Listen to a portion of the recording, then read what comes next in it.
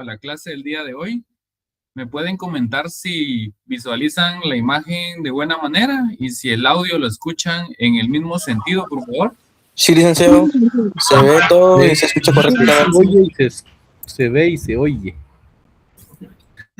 Excelente, bueno. Entonces vamos a continuar desarrollando los contenidos. En la última clase tuvimos a bien verificar algunos puntos relacionados con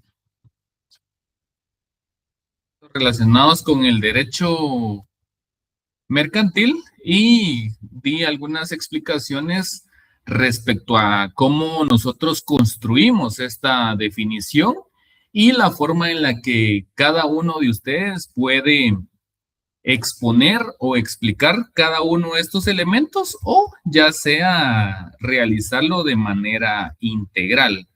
Entonces ya en este momento nosotros estamos en esa capacidad de poder desarrollar esa definición.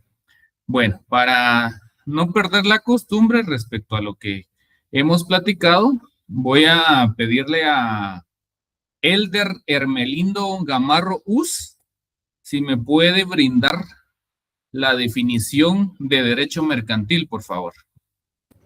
Claro que sí, licenciado. Buenas tardes. Según lo platicado en las sesiones anteriores, la rama es el derecho mercantil, es la rama del derecho privado que estudia aquel conjunto de normas jurídicas codificados o no, principios, doctrinas y normas, instituciones que regulan la actividad de los comerciantes y sus auxiliares, obligaciones profesionales de los comerciantes y las cosas mercantiles y las obligaciones y contratos mercantiles. Ok, excelente. Bueno, ¿se recuerdan que pudimos, aparte de entender ese encabezado, esa parte inicial de la definición, también les expliqué que los puntos o las viñetas que aparecen en la diapositiva, esas son extraídas de los libros del Código de Comercio. Entonces, el libro 1 se refiere a los comerciantes y sus auxiliares. El libro 2 corresponde a las obligaciones profesionales de los comerciantes. El libro 3 se refiere a las cosas mercantiles y el libro 4 se refiere a las obligaciones y contratos mercantiles. Entonces, esta definición no sirve únicamente para explicar el derecho mercantil, sino que nos funciona como una guía respecto de cómo está distribuido el Código de Comercio. Y entonces eso nos da a nosotros una guía al querer ubicar determinada normativa. Porque si yo voy a abordar lo relacionado con los títulos de crédito o los títulos valor, como les denomina la doctrina, yo no tendría por qué estar revisando ni en el libro 1, ni en el libro 2, y menos en el libro 4, porque ya sé que todo lo relacionado a las cosas mercantiles está desarrollado en el libro 3.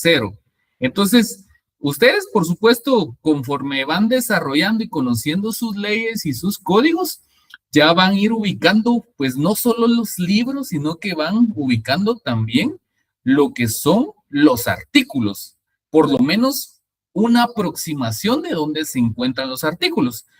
Cuando uno ya en la vida profesional ya tiene mucho acercamiento con la ley y ya tiene algunos casos o tiene que investigar de alguna figura jurídica, uno se va educando y va memorizando la ubicación de los artículos, y de esa manera es que también cuando se examina un técnico profesional hay un elemento que se evalúa, que es el manejo de código, el manejo de ley, porque si yo veo a un estudiante que yo le pregunto algo relacionado con las obligaciones mercantiles y está revisando en el libro 1 o en el libro 2 del Código de Comercio, definitivamente a mí me da la pauta de pensar que dicho estudiante no se preparó correctamente, no leyó su ley, no conoce respecto de la división de las leyes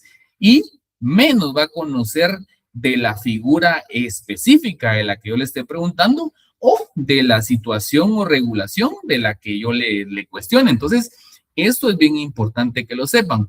Yo creo que es una tarea adicional que también deben hacerlo ustedes, que deben saber cuándo fue emitido este código de comercio, en qué fecha fue emitido, cuántos artículos tiene, cuáles son sus principales libros, porque esa ficha técnica la preguntan en los privados o de repente le preguntan a usted, mire, ¿y el Código Civil cuándo fue emitido?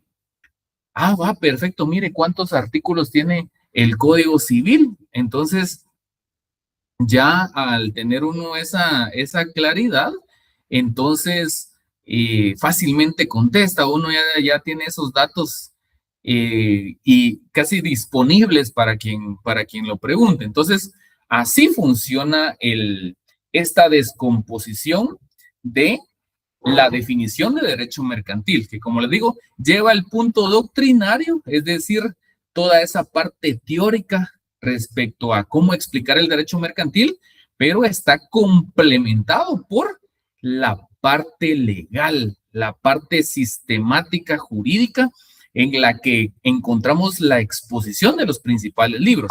En este caso, a nosotros nos corresponde analizar con prioridad el derecho de obligaciones, es decir, que al estar en este nivel del curso, yo asumo que ustedes ya abordaron pues con un poco de profundidad lo que son los libros 1, 2 y 3 y que los contenidos de ese nivel también ya lo superaron. Bueno, entonces con eso ya tenemos nosotros claridad. Debemos de tener, si en este momento nosotros analizamos y no tenemos bien claro lo que son los comerciantes, pues sí es importante que analicemos ese libro primero para que nosotros podamos analizar y diferenciar los tipos de comerciante, los tipos de sociedades mercantiles que actualmente están vigentes en Guatemala. Esto derivado que hace unos cuantos años se emitió una reforma en la cual ya se agregó una nueva sociedad mercantil y de la cual pues ustedes deben de tener conocimiento y de estar enterados. Bueno, entonces eso sí lo deben conocer ustedes, las obligaciones profesionales, pues por lo menos tener algunas pautas de este tipo de obligaciones registrales y obligaciones que se tienen ante la entidad que corresponde, que en este caso es el registro mercantil. Y en el tema de las cosas mercantiles, pues a ver ese catálogo de títulos, valor que desarrolla el Código de Comercio. O sea, tenemos que tener una idea básica como mínimo para poder entender el derecho de obligaciones. De igual manera, pues yo les voy a ir dejando tareas para que vayan recordando cómo es que digamos, podemos recordar este tipo de contenidos. Entonces, de esa cuenta, para la próxima clase yo necesito que me investiguen cuáles son las sociedades mercantiles reconocidas en el Código de Comercio. Y necesito también el fundamento legal de cada una de ellas. Y ahí van a encontrar algo curioso ustedes respecto a la explicación que les di, que todo lo de sociedades está dentro del libro primero, todo lo de obligaciones profesionales en el segundo, cosas mercantiles en el tercero y obligaciones mercantiles en el cuarto. Entonces, al hacer esta investigación van a encontrar ustedes algo muy curioso. Bueno, entonces eso los dejo de tarea. Bueno, continuemos entonces. Les pregunto al respecto de esto, ¿nosotros tenemos alguna pregunta para que la puedan plantear? en este momento, por favor? No, claro, licenciado.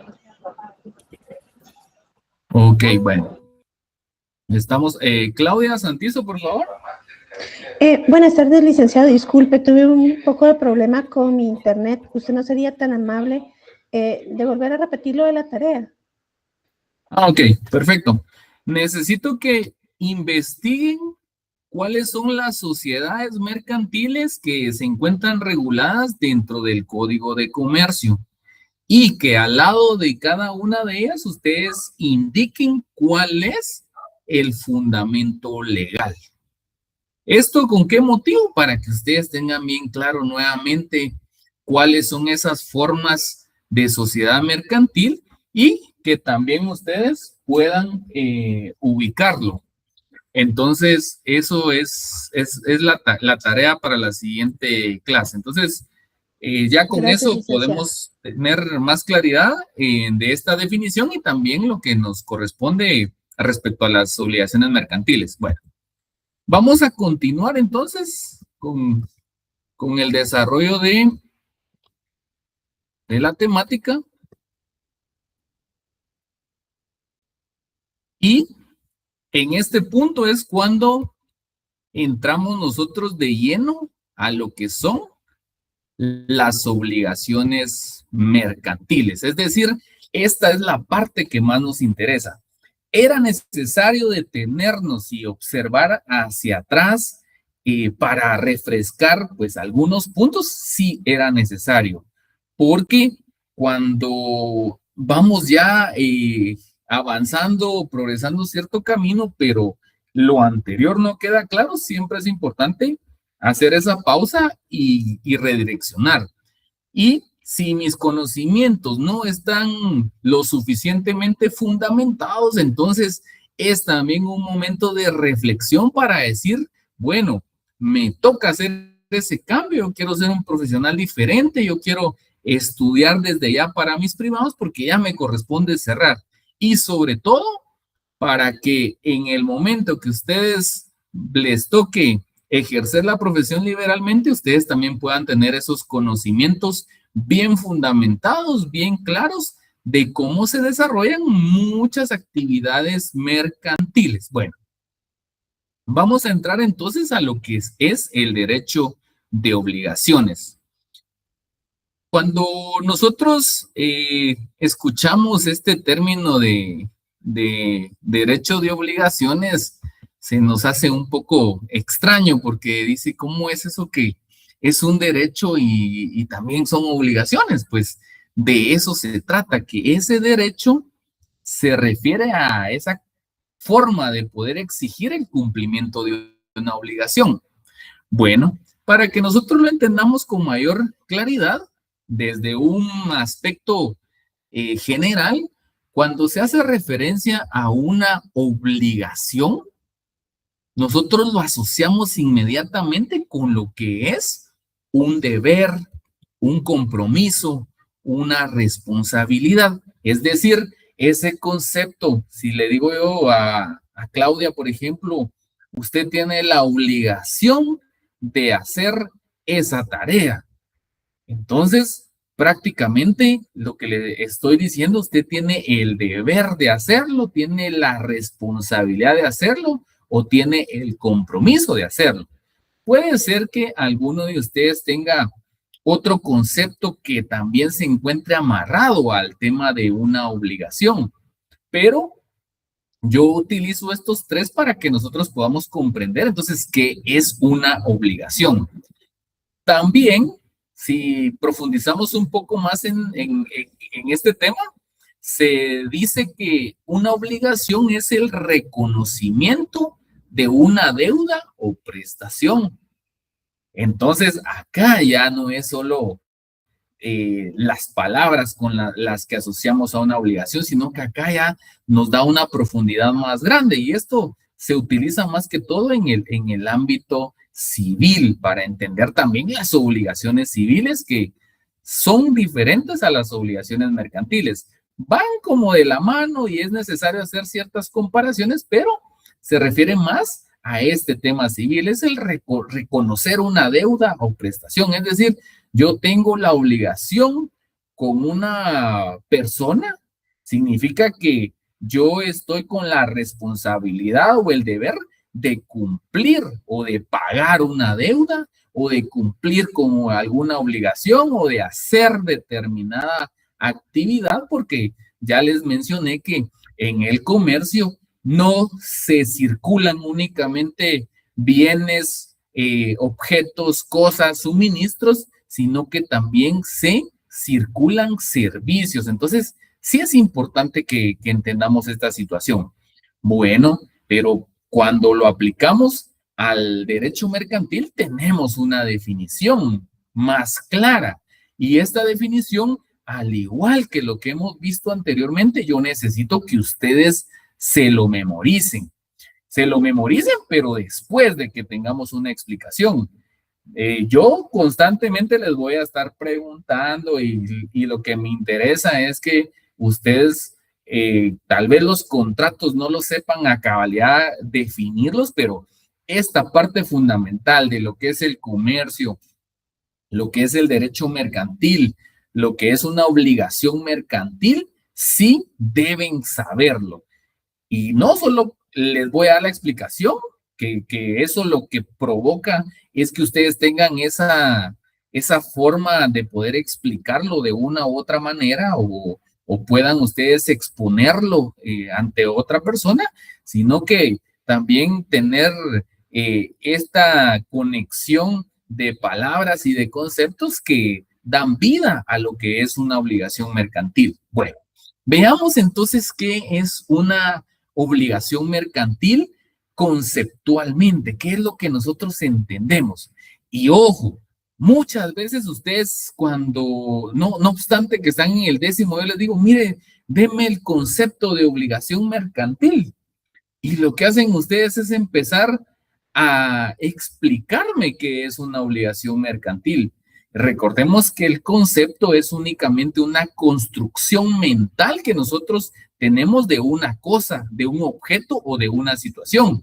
Ahora bien, la definición sí consiste en describir o explicar los elementos o las características de ese objeto, de esa cosa o de esa situación. Entonces, ojo con eso. Eso es básico para que a ustedes no les vayan a hacer una camita ahí cuando les realicen una interrogante. Entonces, concepto y definición son dos aspectos diferentes, que si bien están amarrados uno con el otro, son diferentes. Bueno, entonces, veamos cuál es esa definición de obligación mercantil. Le voy a pedir vamos a ver quién está por acá, para que me aparezcan. Andrea Juárez, por favor, ¿puede leer lo que corresponde a obligación mercantil? Sí, licenciado. Por favor. Deber, compromiso, responsabilidad. Reconocimiento de una deuda o prestación.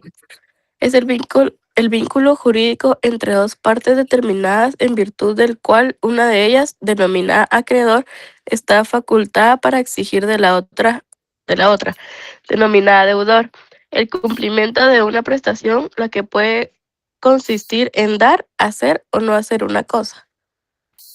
Excelente. Bueno, entonces, cuando yo les pregunte qué es una obligación mercantil, yo lo que espero es que me vayan a dar una definición como esta.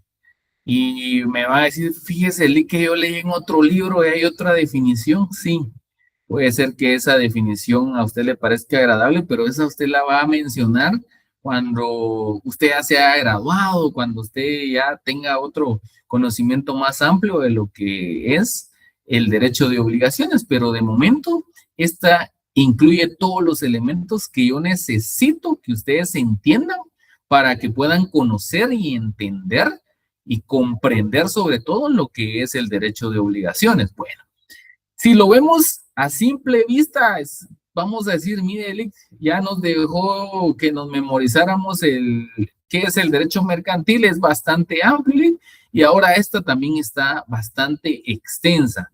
Bueno, eso lo podemos notar cuando no hemos desarmado o extraído los elementos fundamentales de lo que es esta definición. Entonces, de esa cuenta es que dentro de estas diapositivas también aparece una descomposición de cada uno de los elementos que dan vida a esta definición de una obligación mercantil. Bueno, entonces, ojo con esto. Estos elementos se les denomina constitutivos. ¿Por qué? Porque ellos son los que dan vida a la definición de obligación mercantil. Entonces, mucho ojo con eso. Entonces, cuando yo les pregunte en el examen qué es una obligación mercantil, yo no quiero que me enumeren estos elementos. Cosa distinta es que yo les requiera a ustedes me enumeren los elementos o me expliquen los elementos, pero si yo únicamente les menciono qué es una obligación mercantil, ustedes deben darme la definición anterior. Bueno, entonces, ojo con eso, elementos constitutivos de esa definición. Bueno, primero es un vínculo entre dos o más personas. Bueno, ¿qué sucede en este caso? Si nosotros vamos a la anterior, digamos, definición, pues me indicaba que es cabalmente un vínculo entre dos partes. Pero cuando yo extraigo para análisis cada uno de estos elementos, menciono que si bien es cierto, en la definición menciona dos partes, pues yo sé que el derecho mercantil puede ser más amplio en cuanto a los elementos personales. Entonces, no necesariamente tiene que ser dentro de dos personas, sino que puede ser dentro de más personas. Pero el número mínimo para que exista ese vínculo tiene que ser dos personas o dos partes, como se denomina. Bueno, aquí viene algo bien importante. Entonces, significa que esa conexión, ese vínculo, ese relacionamiento siempre va a ser entre dos o más personas. ¿Estamos entendidos de eso? Entre dos o más personas. Entonces, ese es un punto de partida, es decir, esa vinculación, esa obligación, ese compromiso, esa responsabilidad va a figurar dentro de dos o más personas. Bueno, cosa importante. Estas dos personas tienen un nombre o tienen una denominación. ¿Cuál va a ser la denominación de cada uno de ellos? Al sujeto activo, nosotros le vamos a denominar acreedor. Y al sujeto pasivo, nosotros le vamos a denominar deudor. Entonces, yo necesito que ustedes utilicen estos términos cuando expongamos la definición, porque si yo solo menciono o me quedo en la parte de que es un vínculo entre dos o más personas, pues definitivamente ahí la definición está incorrecta, porque posteriormente debo hacer esa aclaración. O puedo irme directamente, es decir, es el vínculo jurídico entre el acreedor y el deudor. Es decir, esos conceptos generan especialidad en lo que es el derecho de obligaciones, en lo que es la obligación mercantil. Bueno, entonces, ¿qué es lo que va a funcionar o lo que va a hacer que esta relación pues tenga una finalidad, que esta relación pues tenga un propósito, va a ser un objeto, va a ser una prestación. Entonces, nosotros entendemos que en una parte entonces está un acreedor y está por la otra parte un deudor. Este deudor, esta parte del acreedor puede incluir más acreedores, es decir, de esta parte no solo puede haber un acreedor, o sea, le vamos a denominar a esta parte acreedor, pero eso no significa que haya solo una persona, pueden haber 2, 3, 4, 5, etcétera.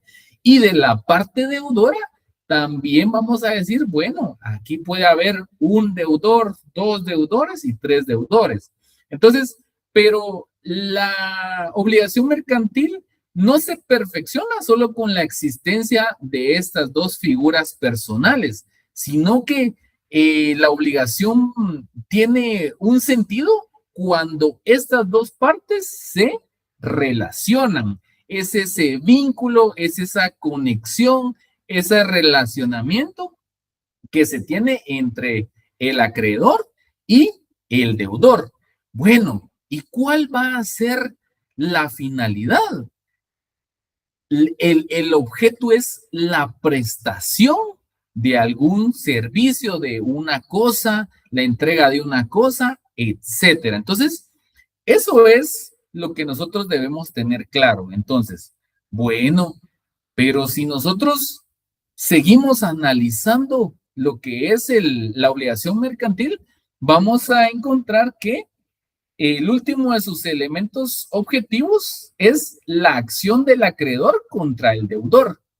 Es decir, que si esta persona se compromete, esta persona se responsabiliza o esta persona hace un compromiso con la otra persona, no significa que ese compromiso va a quedar sin ningún respaldo. Es decir, ese compromiso no va a quedar a la suerte, sino que el acreedor posee dentro de sus funciones, digamos, o dentro de sus atribuciones en una obligación mercantil, el derecho de exigir, de reclamar el cumplimiento de esa obligación.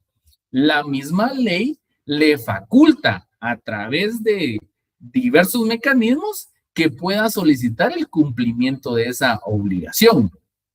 Bueno, entonces, ¿cómo podemos, digamos, proyectarlo de manera sencilla? Bueno, ya les dije, entonces, un acreedor y un deudor. Estos dos deudores, estos dos personajes, tanto el acreedor y el deudor, pues tienen un vínculo, tienen esa conexión. Esa conexión se fundamenta en la prestación. Esa prestación tiene un objeto. Entonces, puede ser una compraventa mercantil, puede ser un suministro mercantil, puede ser un transporte mercantil, etcétera. Ese es el objeto. Y definitivamente, como vimos que en los principios del derecho mercantil, todo lo que se realice en este ámbito siempre debe ir enfocado en lo que es el fin de lucro y que toda prestación se presume onerosa. Eso significa que esa prestación a la que yo estoy haciendo mención de ese intercambio de productos, ese intercambio de bienes, etcétera, tiene, digamos, esa finalidad, ¿verdad? De generar una obligación.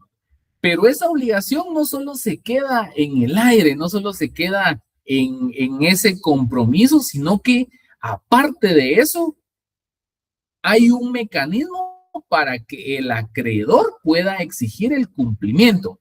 Eso pues se debe a muchos aspectos históricos y de muchos antecedentes históricos para que el derecho de obligaciones haya regulado de esta forma la obligación mercantil. Bueno, ustedes se preguntarán, mire, Lick, fíjese que no entiendo muy bien esa parte de que ahora sí lo regula y antes tal vez no lo reguló. Bueno, ¿qué sucede? Recordemos nosotros que en algún tiempo o han escuchado a algunos familiares o alguna persona que ya tenga una edad considerable en decir que, mire, usted le dice, fíjese que yo recuerdo que en algún momento no había tanto problema por asumir una responsabilidad, asumir un compromiso, porque todo se basaba en la palabra de las personas. Entonces, en otros tiempos, la gente hacía tenía este tipo de vínculo, de relacionamiento, siempre con base a esa circulación de bienes, de productos y servicios, y existía esa formalidad o ese compromiso moral de cumplir con las obligaciones. No obstante de ello, conforme va transcurriendo el tiempo, pues las sociedades evolucionan, el ser humano es cambiante, etcétera, y entonces ya surgen incumplimientos de esas obligaciones. Es por eso que en el derecho de obligaciones ya se establecen mecanismos para hacer cumplir esos compromisos y esas responsabilidades. Ah, bueno, Lick, ¿y eso cómo lo voy a hacer? Eso lo vamos a ver más adelante. De momento solo estamos analizando lo que son estos elementos constitutivos. Esto no lo vamos a encontrar nosotros en el Código de Comercio. Si yo les digo, mire, Lick, usted me va a decir, mire, Lick, pero eso yo ya busqué en el artículo 669, donde inicia todo lo relacionado con las obligaciones mercantiles, y yo no encuentro fundamento legal de lo que usted me está diciendo. Y es cierto, esto no se incluye porque el legislador asume que esta parte la va a entender el comerciante o las personas a quien va dirigida, lo va a comprender mediante otro tipo de herramientas, mediante otro tipo de insumos. Y entonces él ya se va propiamente a lo toral, a lo fundamental, a lo vital de lo que son las obligaciones mercantiles. Entonces no lo vamos a encontrar. Pero cuando nosotros le damos lectura a los textos de especialistas en este tema, aquí es donde encontramos las obligaciones mercantiles y cómo entenderlas. Es decir, acá lo que estamos haciendo nosotros es superar ese primer nivel de conocimientos para que podamos aplicar con mayor facilidad la normativa que se encuentra vigente. Bueno, entonces, retomemos el tema. ¿Qué es la obligación mercantil? Bueno, tenemos una definición. Perfecto. Para que nosotros podamos entender con mayor claridad esa definición, pues nosotros tenemos un desglose de lo que son cada uno de esos elementos. Bueno, entonces, ¿qué es entonces la obligación mercantil, estimado estudiante? Bueno, Lick, es el vínculo jurídico entre dos partes determinadas en virtud de la cual una de ellas, denominada acreedor, está facultada para exigir de la otra denominada deudor el cumplimiento de una prestación que puede consistir en dar, hacer o no hacer una cosa. Bueno, excelente. Entonces, esa es la definición. Pero al momento de explicarla, pues me puedo quedar muy corto. Bueno, entonces, de esa cuenta es que existen estos elementos constitutivos. Entonces, el punto importante, el vínculo que existe entre dos personas. Pero, ¿cuáles son esas dos personas? Un activo y un pasivo. ¿Cómo se denomina el activo? Acreedor. ¿Cómo se denomina el pasivo? Deudor.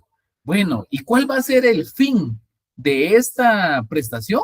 Pues que tengan un objeto, ¿verdad? Que sea ese intercambio de un objeto, que exista una responsabilidad o un compromiso respecto a esa prestación.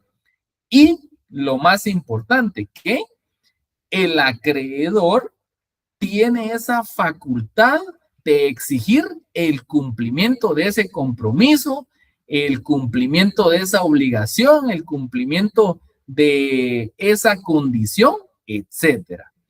Bueno, ¿estamos con esa explicación? Les pregunto. Necesito que eso les quede con claridad. Bueno, excelente. Bueno, ahora, ¿qué sucede? Aquí ya vimos, como decía un licenciado, que era la parte del prekinder prácticamente, con esta explicación. Bueno, pero como nosotros somos más que unos simples abogados, unos simples estudiantes, sino que nosotros queremos marcar esa distinción en cuanto a nuestras explicaciones, en cuanto a nuestra capacidad de análisis y de explicación. Bueno, entonces, ¿qué sucede? Vamos a analizar que tanto el sujeto activo como el pasivo deben de tener o deben de poseer ciertas cualidades para tener esa calidad. Entonces, bueno, Lick, ¿a qué se refiere con eso? Que cuando mencionamos al sujeto activo, que ya mencionamos que es el acreedor, para que éste tenga esa calidad, debe tener ciertas calidades. Entonces, ¿cuáles son esas calidades? Primero, tiene que tener capacidad. Eso significa que debe tener cierta aptitud para poder asumir una obligación. Y muy importante también, este acreedor, no obstante de tener la capacidad, también debe manifestar su consentimiento. Entonces, ya vemos, no solo es la simple figura, o sea, cómo se va haciendo más compleja una obligación mercantil. Es decir, bueno, no solo basta con que exista el acreedor, o sea, no solo basta con que exista esa persona, para que él se comprometa, para que él se obligue, para que él se responsabilice, debe tener también capacidad. Entonces les pregunto, ¿será que un niño de 5 años puede tener calidad de acreedor dentro de una obligación mercantil? No, licenciado. No, licenciado. Ok, y ahora les pregunto, ¿será que en el caso de Paulo Monzón, será que basta para que él sea considerado acreedor por ser mayor de edad y por tener la calidad de comerciante, o necesita otro elemento? Adriana, por favor. Gracias, licenciado. Bueno, yo tengo entendido que por menores de edad es por medio de su representante y previa autorización judicial. ¿Verdad? Exacto. Pero usted se está metiendo a un aspecto un poco más de profundidad, porque se refiere a representaciones en otro tipo de negociaciones o disposición de bienes o gravamen de bienes. Pero en lo que corresponde al derecho de obligaciones, yo como menor de edad, ¿será que me encuentro en la capacidad, en la aptitud de poder decidir? No. ¿O no? No. Definitivamente no. Y de esa cuenta es que nosotros, es importante que sepamos esto. Es, digamos, lo que menciona Adriana es correcto, pero es correcto cuando nosotros vamos en otra fase del proceso, en otros asuntos. En este caso, a mí lo que me interesa es saber si un menor de edad directamente se puede comprometer, si él tiene esa conciencia de poder tomar una decisión respecto a ser un acreedor o en cuanto a ser un deudor. Paulo, por favor. Es que sí, referente a lo de la capacidad, recordemos que también existe la capacidad absoluta y la relativa, ¿va? Cuando tenemos derechos y obligaciones, y la capacidad relativo es cuando tenemos ciertos privilegios especiales para tener obligaciones. Ok, ¿en dónde está regulado eso? Eso sí no me acuerdo. Solo Ok, me entonces, acordaba de eso. bueno, ustedes tienen que ir a verificar entonces lo que establece el artículo 8 del Código Civil. Ahí es donde se inicia a establecer la capacidad, pero esa capacidad observada desde una perspectiva civil. Bueno, pero ¿cuál es la característica de esta clase? ¿Quiénes son los sujetos que por excelencia figuran en el derecho mercantil? Ah, el ¿Quiénes? acreedor. Los comerciantes. Los comerciantes. Y eso es algo que ustedes deben tener muy claro.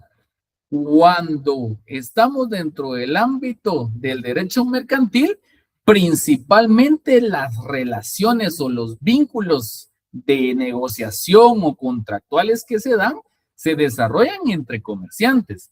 Sin embargo, también puede darse el escenario en el cual exista un comerciante y un particular, pero eso es excepcionalmente.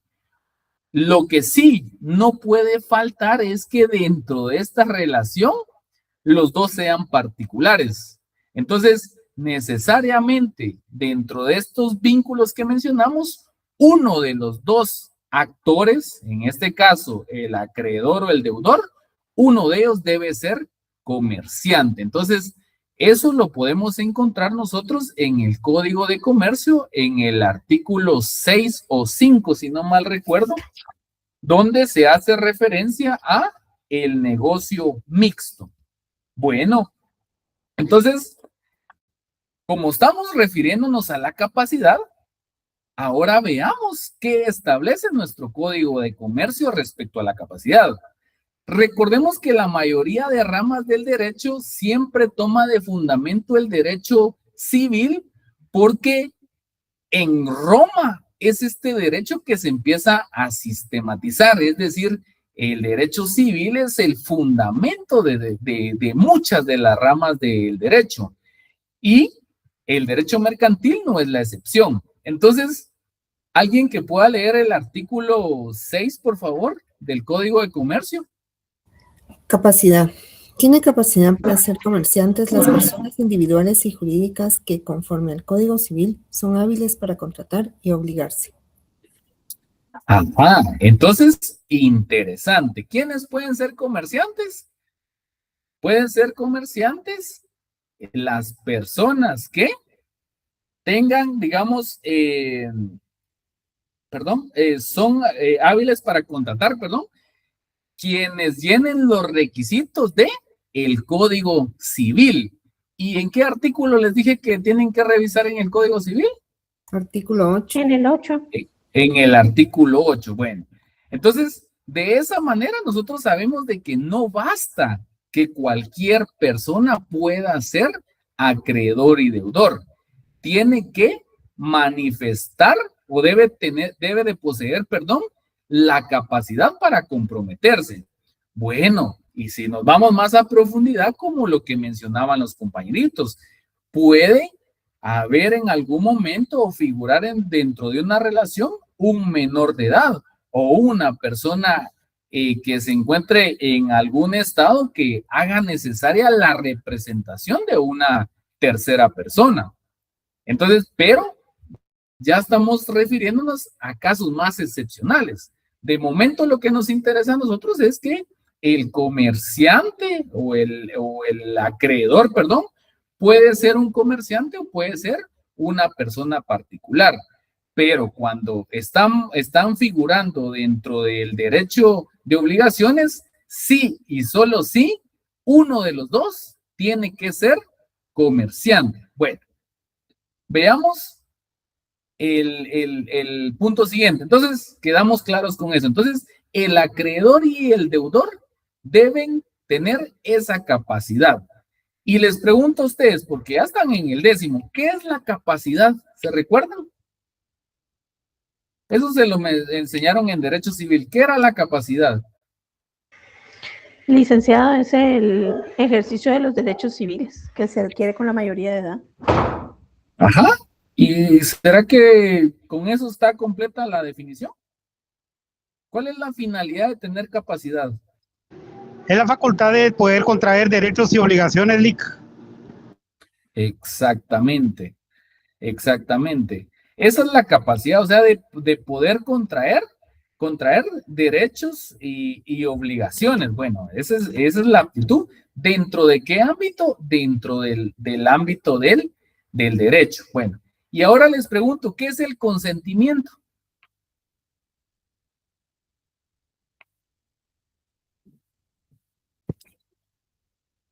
¿Qué es el consentimiento para ustedes? Es el acuerdo de voluntades entre las partes. ¿Ah? ¿Y cuál es el fundamento legal de eso?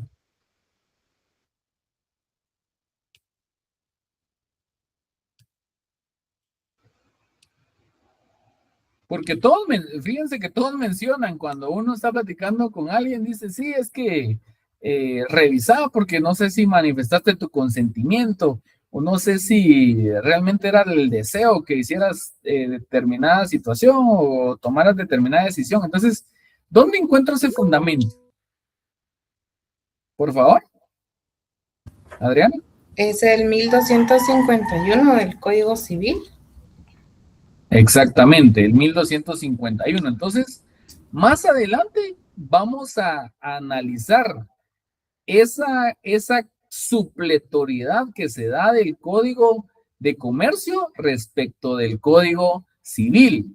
Entonces, hay muchas figuras o muchos puntos que vamos a tomar del derecho civil, pero que nos van a servir para tener mayor claridad. Entonces, el consentimiento es ese punto que exige o ese requerimiento legal que establece el derecho civil. ¿En qué artículo? En el 1251. Por supuesto, esto lo vamos a desarrollar más adelante cuando estemos analizando más a profundidad lo que es el derecho de obligaciones o las obligaciones mercantiles.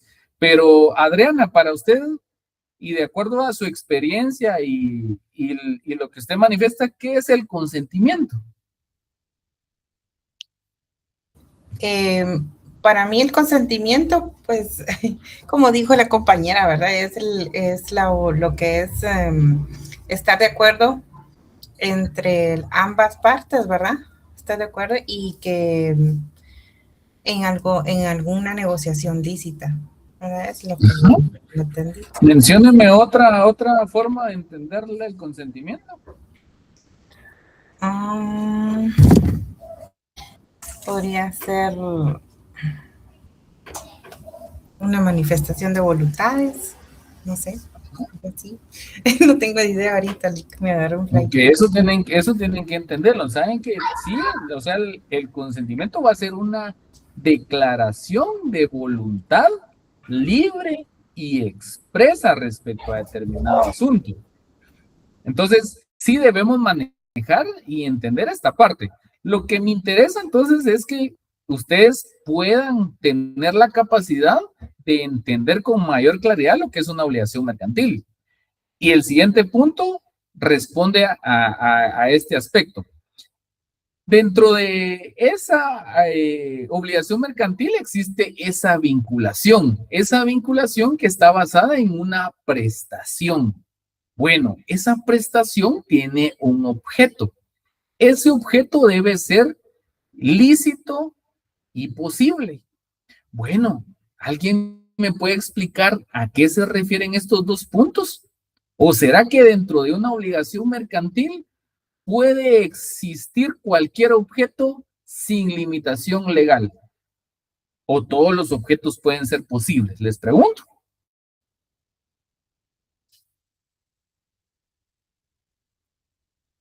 ¿A qué me refiero con ese punto del objeto? Y que el objeto tiene que ser posible y lícito. Esto es básico del derecho civil 1. Licenciado, así como posible, pues no podemos vender el aire, ¿verdad? Pero si es de Fabregas. Es cierto, el helio sí se vende, no, entonces no fue un mal ejemplo. Sí, está bien su respuesta. Pero era es un ejemplo. algo así de que no lo puedo vender una parte del cielo tampoco, pues. Entonces, algo así, con lo posible, que sí sea algo tangible. Exacto. Licenciado, en una ocasión nos mencionaron que un ejemplo podría ser el que cuando se deje, por ejemplo, ay, Dios mío, en testamento y alguna condición sea como que esta persona nunca se case, entonces nos comentaban que ese tipo de condiciones son los que no son posibles porque no se le puede como tal decirle a una persona que no se case para poder adquirir tal derecho.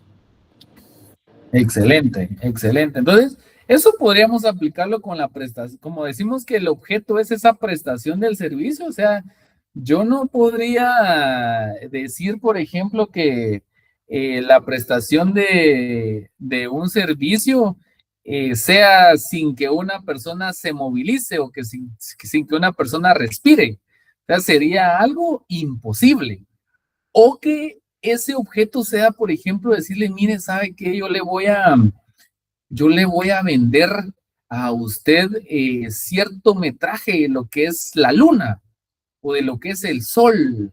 Eso no puedo disponer o decirle, ¿sabe qué? En esta obligación mercantil, yo le voy a estar dotando a usted de 3 nubes diarias o de 4 nubes diarias. O sea, eso son cuestiones que no se pueden. Bueno, ahora, ¿qué sucede?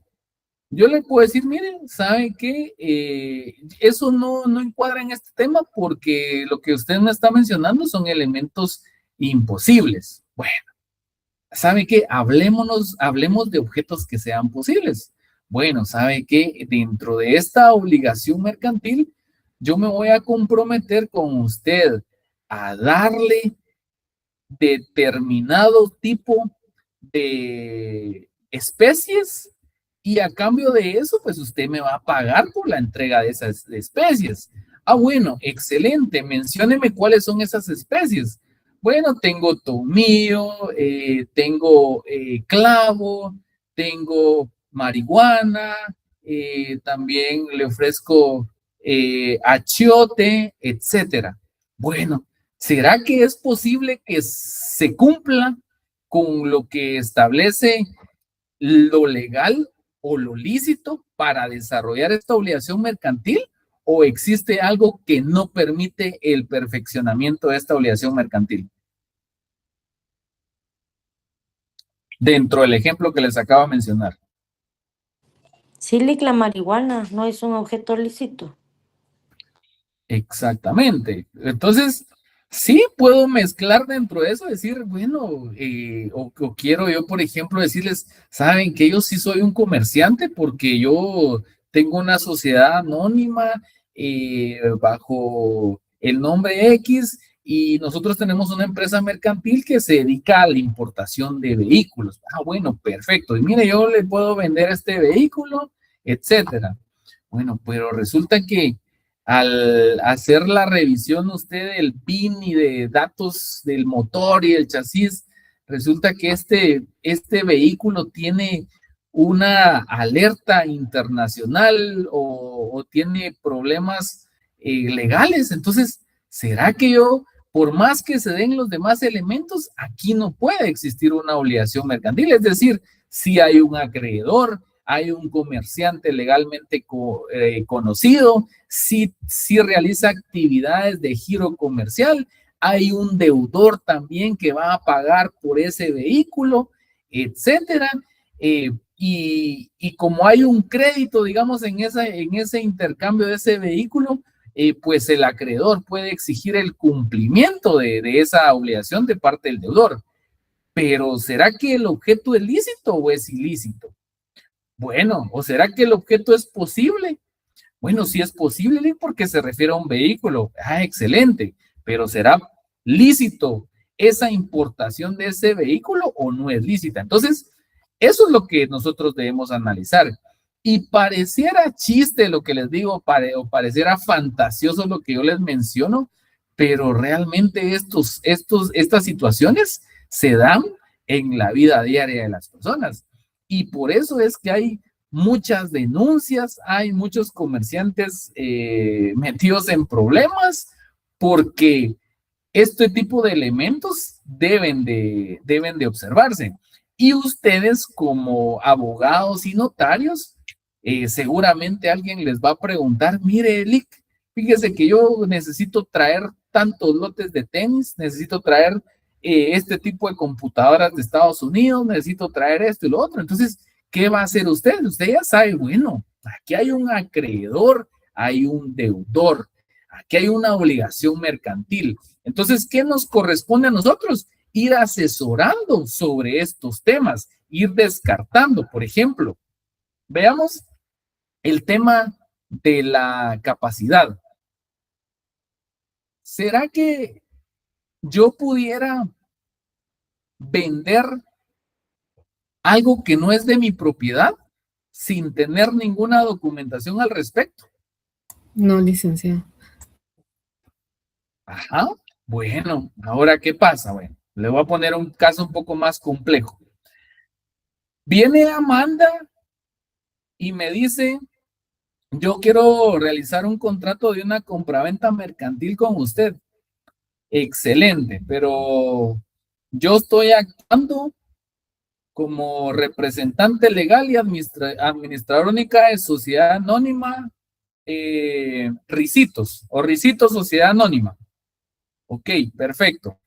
¿Será que basta con esta exposición para que yo pueda considerar a esta persona como un acreedor? ¿O qué es lo que a mí me corresponde hacer como profesional? Solicitar el documento que acredite la representación legal de la persona. Ok, bueno. Ya me pasé de la hora. Vamos a dejarlo hasta ahí ustedes. Nos vemos el lunes, primero Dios. Entonces, ¿qué es lo que necesito para la siguiente clase? La misma dinámica que la anterior. Necesito que se memoricen lo que es la obligación mercantil y la otra tarea que les indiqué. ¿Estamos? Solo necesito que me enciendan su cámara, por favor, antes de que se retiren. Ya había tomado la foto del inicio, pero ahorita no. Entonces,